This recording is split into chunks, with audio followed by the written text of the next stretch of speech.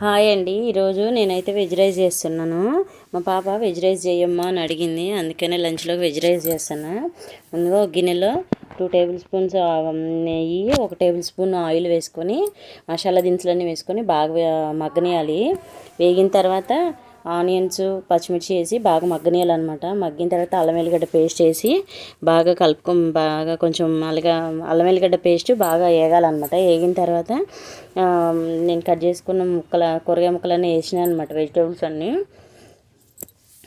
Carrot, ఆలు, beans, cauliflower అన్నీ వేసినా అనమాట. వెజిటేబుల్స్ అన్నీ వేసి మగ్గిన తర్వాత కొంచెం పెరిగేసి చిక్కటి పెరిగేసి కలుపుకోవాలి. కలుపుకున్న తర్వాత కారం, ధనియాల పౌడరు, కసూరి మేతి, కొత్తిమీర వేసి కలుపుకోవాలన్నమాట. అది కొంచెం బాగా మగ్గాలి. వెజిటేబుల్స్ అన్నీ మగ్గిన తర్వాత నేనైతే ఒక 2 గ్లాసులు బియ్యం తీసుకున్నాను అనమాట. 2 గ్లాసులకి 4 గ్లాసుల వాటర్ లెక్క తీసుకొని నానబెట్టేసుకున్నాను.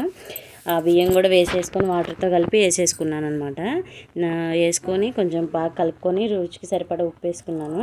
అలాగే ఒక హాఫ్ బద్ద లెమన్ పిండినా అనమాట. లెమన్ అనేది మనకి మంచి టేస్ట్ వస్తుంది వెజ్ రైస్లోకి. కొంచెం మూత పెట్టేసి బాగా ఉడకనియాలి. ఉడికేటప్పుడు మధ్య మధ్యలో కలుపుతూ ఉండాలి. అలాగే చివరిలో కొంచెం కొత్తిమీర వేసి సిమ్లో పెట్టేసుకొని బాగా ఉడకనియాలన్నమాట. అయితే నేను వెజ్ రైస్లోకి రైతా చేసినమాట. మంచిగా టేస్ట్ అయితే బాగా వచ్చింది.